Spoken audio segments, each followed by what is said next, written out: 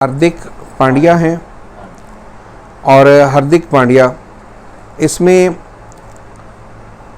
Hardik Pandya basically cast है, यादव जो भी हैं कास्ट है। हार्दिक को हम सिर्फ फ़कत हार्दिक को लेंगे और हार्दिक के जो आ रहे हैं इसके अंदर वो 2-4 आ रहे हैं। ये बंदा जो है ना, आप यूँ समझ लीजिए कि इसको जो कुछ समझा दिया गया ना, ये उससे पीछे नहीं हटता।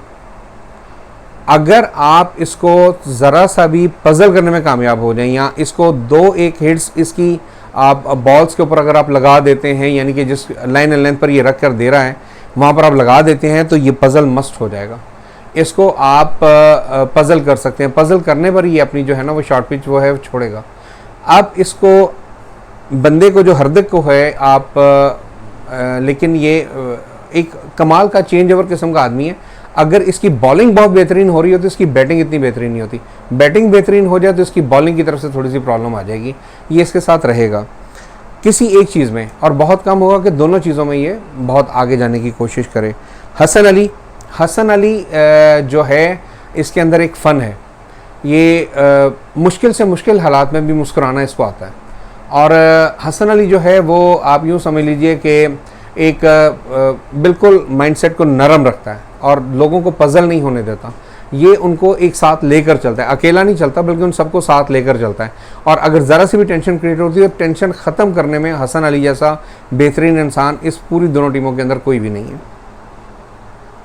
हसन नवाज़ जो है बहुत मेहनती इंसान है और बहुत अच्छा, और इसकी बस एक प्रॉब्लम है कि इसको जो है ना, आप यूँ कह दीजिए कि डिसीजन मेकिंग के अंदर इसकी जो प्रॉब्लम आ जाती है ना बाज़-औक़ात, वही इसके लिए प्रॉब्लम्स क्रिएट करती है। अगर ये डिसीजन मेकिंग के बगैर अपनी उस चीज़ों को लेकर चले और अपनी जो इसने रखी हुई है अपने जहन के अंदर और जो कुछ इसको समझा दिया गया है ये उसी के मुताबिक चलता रहे, तो ये सबसे बेस्ट वर्क करेगा। अपने कोच की अगर बातों को मान कर चलता है तो इज़ दी बेस्ट, बहुत बेस्ट वे में चाहकर ये बंदा काम करेगा। लेकिन जहाँ ये अपनी कुछ चीज़ें यूज़ करने की कोशिश करेगा, थोड़ा सा भी जज्बातीपन का मुजाहरा करेगा, वहीं इसके लिए प्रॉब्लम क्रिएट हो जाएंगी। आपने अभी हार्दिक पांड्या के मुतल्लिक गुफ्तगू सुनी। हम जानने की कोशिश करेंगे कि कल के मैच में हार्दिक पांड्या कितना इम्पैक्ट ला सकते हैं, कि कितने फ़ायदेमंद साबित होंगे।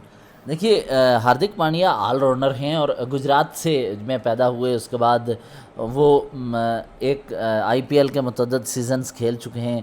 बम्बई इंडियंस से खेले, गुजरात टाइटन्स से खेले, इसके अलावा इंडिया से खेले, इंडिया ए से खेले, इंडियन बोर्ड प्रेसिडेंट 11 से खेले। इसके अलावा हार्दिक पांड्या के डिफरेंट स्टैट्स आपको सिर्फ बताऊं इसलिए कि हार्दिक पांड्या एक तगड़े ऑलराउंडर हैं। मेरी नज़र में अब्दुल रज़ाक पाकिस्तान के पास ऐसे ऑलराउंडर थे जो मैच के अगर इनिंग्स चेज़ करते हुए नीचे बल्लेबाजों के पास पहले जल्दी 2-3 आउट हो जाएं तो वो मैच जितवाने की सलाहियत रखते थे। हार्दिक पांड्या के पास भी ये सलाहियत है कि वो तगड़े हिट कर सकते हैं और इसकी वजह से वो मैच जितवाने की सलाहियत रखते हैं। और दूसरी चीज़ें ये कि बेशुमार मौक़ों पर हमने देखा कि बॉलिंग के ज़रिए भी उन्होंने तगड़े विकटें, ऐसी क्रूशल टाइम पे अच्छी विकटें ली जिसकी वजह से मैच भारत के हाथ में आ गया।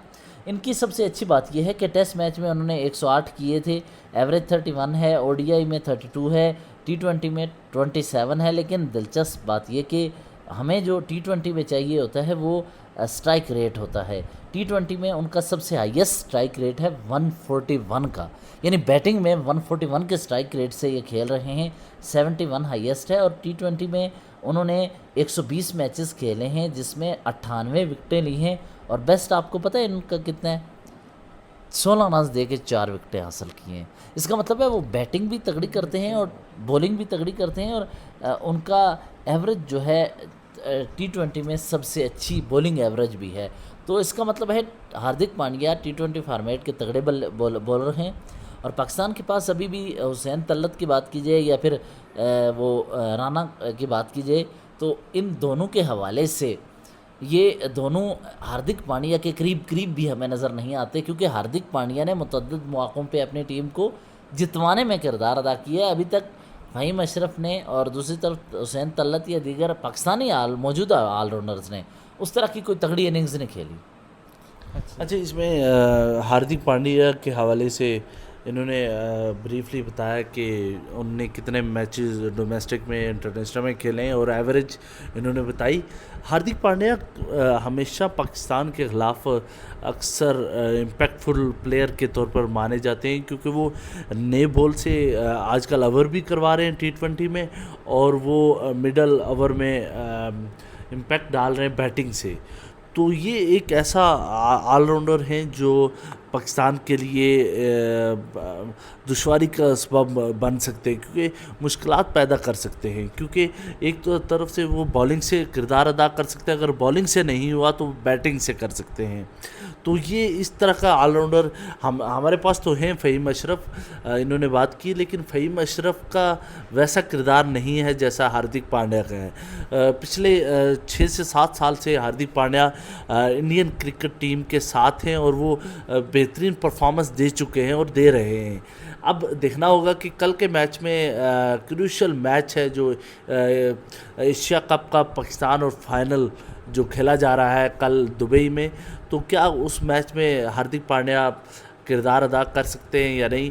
उसके लिए बेहतर उसका हल ही यही है, हार्दिक